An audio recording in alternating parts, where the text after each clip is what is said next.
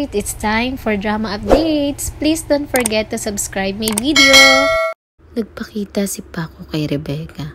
Ikaw ba talaga yan, Kuya Paco? Bakit mo sa amin nilihim? Paco, hindi pwedeng malaman ng kahit sino na buhay ako dahil magiganti ako kay Tito Galvan. Rebecca, bakit? Anong ginawa sa'yo ni Tito Galvan? Sinaktan ka ba niya? Magsabi ka, kuya.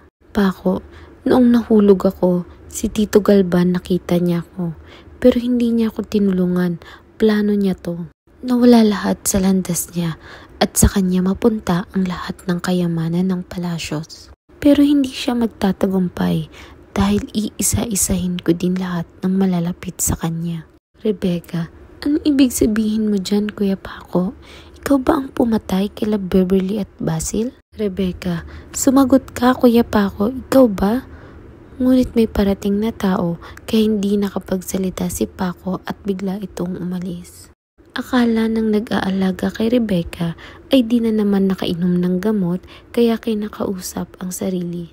At sabay-sabay nga po nating subaybayan ang gumagandang kwento ng Widow's War.